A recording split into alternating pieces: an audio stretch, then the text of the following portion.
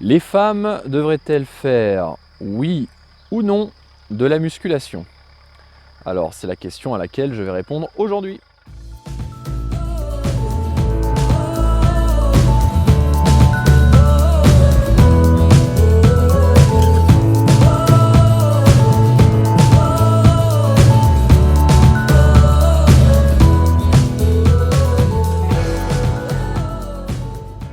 Bonjour à toutes et à tous. Alors, comme je le disais en introduction, aujourd'hui je vais répondre à la question suivante, à savoir est-ce que les femmes devraient-elles faire de la musculation, oui ou non? Alors pourquoi est-ce que j'ai choisi d'aborder ce sujet aujourd'hui? Eh bien tout simplement parce que c'est un sujet de préoccupation majeur et c'est une question qui se pose très régulièrement auprès des femmes, puisque beaucoup de femmes hésitent à faire de la musculation malgré le fait que certaines personnes leur conseillent de le faire. Alors en préambule, je vais d'abord poser la question, pourquoi ne devraient-elles pas en faire? On va voir de cette façon quelles sont un petit peu toutes les légendes, tous les clichés qui concernent le monde de la musculation et les femmes. Alors la crainte numéro 1, c'est de devenir musclé comme un homme. Beaucoup de femmes rétorquent aux personnes qui leur conseillent de faire de la musculation qu'elles risqueraient de devenir musclées comme un homme et que donc elles perdraient en féminité. À cela, eh bien, il y a une réponse très simple à apporter, c'est que vous ne deviendrez jamais musclé comme un homme. Alors pourquoi? Eh bien pour la simple et bonne raison que nous n'avons pas les mêmes hormones.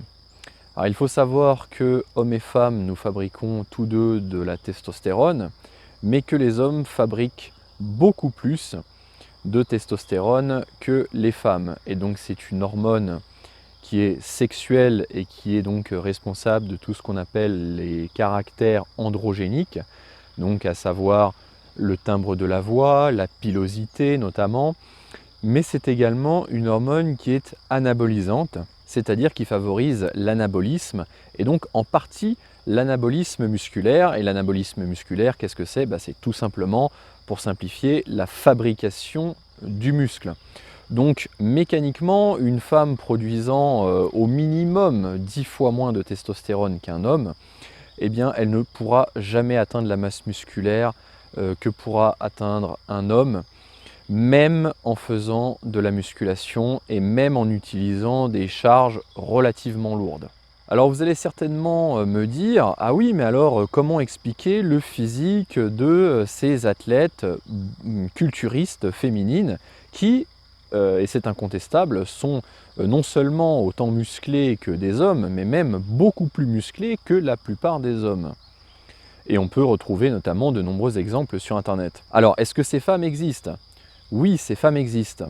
Mais l'existence de ce profil féminin ne contredit pas ce que je viens de dire, pour la simple et bonne raison que ces athlètes culturistes féminines qui deviennent aussi musclées que les hommes, eh bien, le sont tout simplement parce qu'elles prennent des hormones masculines afin d'augmenter leur masse musculaire. Et ainsi, ce sont des femmes qui ont de la testostérone circulant dans le sang, même supérieure à la majorité des hommes. Et en fait, c'est pour ça que leur entraînement leur permet ensuite de développer une telle musculature. Donc ce genre de produit déjà est totalement interdit, hein, en tout cas en France. Et je sais très bien que l'immense majorité des femmes ne recourront jamais à ce type de produit. Et donc vous, si vous êtes une femme et que vous me regardez, eh bien vous pouvez être certaine que si vous ne prenez jamais ce genre de cochonnerie, eh bien vous ne deviendrez jamais musclé comme un homme, même en vous entraînant. Alors après, bien sûr que nous avons des métabolismes différents et que certaines femmes prendront un petit peu plus de masse musculaire que la majorité des femmes.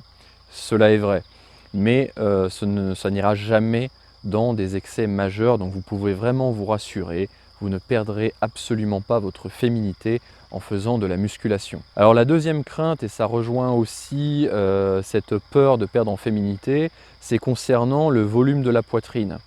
Alors est-ce que faire un entraînement de musculation, notamment les entraînements pectoraux, font perdre de la poitrine? Alors en fait non. Pourquoi est-ce que beaucoup de personnes faisant des concours en culturisme féminin, et là pour le coup même les femmes ne prenant pas de produits dopants eh bien, ont tendance à avoir une plus petite poitrine que les autres, c'est tout simplement parce que avant de monter sur scène, ces personnes-là font vraiment une préparation très poussée avec pendant de nombreuses semaines un régime extrêmement bas en calories et notamment en hydrates de carbone, c'est-à-dire en glucides, ce qui fait perdre énormément de graisse. Et lorsqu'on sait que le volume des seins eh bien, est majoritairement constitué de graisse, eh bien forcément quand on atteint un taux de graisse très bas, qui n'est pas habituel ou naturel, eh bien, il y a une réduction du volume des seins, mais ça concerne vraiment une très faible portion de la population. Donc si vous restez sur de la musculation classique et une perte de poids modérée, habituelle, sans tomber dans un extrême, vous ne perdrez pas en féminité, vous pouvez vraiment être rassuré à ce sujet. Alors c'est également à cause de cette crainte que beaucoup de femmes, lorsqu'elles se lancent dans la musculation, eh bien, vont vraiment hésiter à entraîner le haut du corps et vont très souvent se cantonner à des exercices pour le bas du corps. Elles vont considérer que les muscles de la féminité étant majoritairement les fessiers et les jambes, eh bien, il va être inutile de travailler tout ce qui est bras, donc biceps ou triceps, épaules, dorsaux, etc. car ça leur ferait perdre en féminité. Encore une fois, je vous rassure là-dessus, c'est une légende. Vous ne prendrez pas un volume excessif, ça je viens de vous le dire. Et puis, quand vous faites de la musculation, eh bien, vous devez entraîner tout votre corps pour une question d'harmonie. Il faut savoir que la musculation, ce n'est pas juste une question d'esthétique, c'est aussi une question de santé et d'équilibre corporel, et votre corps a besoin de travailler dans son intégralité. C'est pour ça qu'il est, selon moi, aussi ridicule pour une femme de travailler uniquement le bas du corps, qu'il est ridicule pour un homme de travailler uniquement le haut du corps. Ce qui ne veut pas dire que vous puissiez favoriser certains muscles. Hein, vous pouvez notamment mettre l'accent sur vos jambes et vos fessiers à condition de ne pas oublier totalement la partie haute du corps. Alors pourquoi est-ce que les femmes devraient se mettre à la musculation ? Alors on sait que beaucoup de femmes souhaitent perdre du poids mais vont par exemple se cantonner à des exercices cardiovasculaires, vont perdre un petit peu au début mais vont rapidement stagner. Alors l'avantage de la musculation eh bien, est multiple. Tout d'abord, vous aurez une tonification musculaire et ça ne peut qu'être bon pour votre santé, pour votre équilibre, pour aussi l'esthétique du corps. Et comme je l'avais déjà dit dans d'autres vidéos, le fait de faire de la musculation va maintenir votre masse musculaire et on sait que lors d'un régime, eh bien, le corps va utiliser un petit peu toutes ses ressources donc pour pallier à ce déficit calorique transitoire et va avoir tendance quelquefois à utiliser de la masse musculaire puisque la masse musculaire demande de l'énergie, elle consomme de l'énergie et donc en cas de famine, le corps va avoir tendance à pomper dans ses réserves musculaires afin d'avoir des besoins énergétiques moins importants. Lorsque vous faites de la musculation, vous allez entre guillemets forcer votre corps à maintenir cette masse musculaire et donc vos besoins énergétiques seront maintenus et lorsque vous serez en léger déficit calorique, eh bien votre corps n'aura plus d'autre choix que d'utiliser sa masse grasse. Et donc plus la masse musculaire est préservée, plus la masse grasse pourra être utilisée. C'est pour ça que je l'ai souvent répété, la musculation est souvent l'une des clés également de la perte de graisse. Alors je voudrais quand même vous rassurer aussi sur quelque chose. Si vous entrez dans un programme avec perte de graisse et donc en faisant de la musculation, eh bien les premières semaines, il se peut que votre poids sur la balance ne bouge pas, voire même augmente. Mais attention, ça je le dis vraiment toujours à mes clientes, c'est que tout simplement il ne faut pas avoir peur par rapport à cela puisque le poids n'est qu'un indicateur. C'est un indicateur tout simplement de votre poids corporel. Le poids corporel, c'est quoi? C'est à la fois la masse musculaire, la masse graisseuse, la masse osseuse, la masse hydrique. Et lorsqu'on veut perdre du poids, en réalité, on sous-entend perte de gras.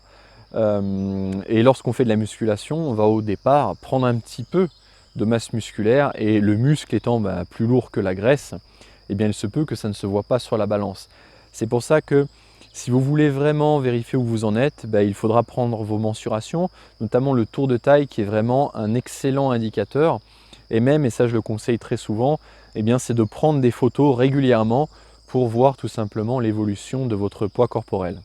Ce qui ne veut pas dire que vous ne devez pas vous peser, c'est un indicateur encore une fois, mais sachez que les premières semaines, si vous ne voyez pas de résultats quantifiables numériquement, eh bien il n'y a aucune inquiétude à avoir. Enfin, la musculation vous rendra plus tonique, plus forte, elle vous donnera également une assurance particulière puisque ça reste une activité physique qui en plus a le mérite d'être un petit peu plus modérée entre guillemets que l'activité cardiovasculaire, et donc de coupler ces deux activités, c'est vraiment quelque chose de très utile et qui vous apportera de nombreux bénéfices. D'ailleurs, ce que je dis très souvent, c'est qu'il suffit de comparer le physique des femmes ne faisant que des exercices cardiovasculaires ou pas d'exercice du tout, et le physique des femmes faisant de la musculation, mais comme je le préconise, c'est-à-dire sans être dans le bodybuilding hardcore entre guillemets, eh bien on sait que ça développe vraiment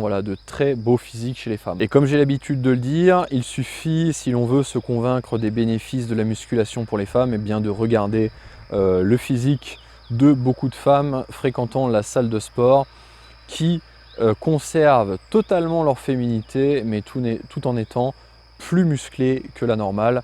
La musculation, c'est vraiment ce qui vous fera des fessiers magnifiques, des jambes magnifiques, un corps athlétique et harmonieux, et donc on ne peut que recommander la musculation à toutes les femmes qui souhaitent embellir leur silhouette. Alors j'espère vous avoir convaincu de vous mettre à la musculation si vous êtes une femme, et j'espère également avoir enterré définitivement tous ces préjugés, tous ces clichés sur la musculation. Il faut vraiment faire très attention car il y a musculation et musculation. La musculation, ce n'est pas que le développement de la masse musculaire, c'est aussi un renforcement musculaire, une tonification. C'est également artistique. On va sculpter son corps comme un sculpteur sculptera son œuvre. Et donc il faut absolument enterrer définitivement ces clichés. Voilà, donc si vous connaissez d'autres femmes qui pour l'instant hésitent un petit peu à faire de la musculation ou pensent qu'elles vont devenir comme un mec si elles se mettent à la muscu, eh bien n'hésitez pas à leur montrer cette vidéo, à la partager à toutes ces personnes-là.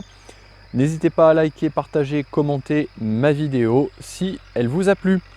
Je vous dis à très bientôt sur ma chaîne YouTube et sur mon-idéal.com. À très bientôt, salut salut!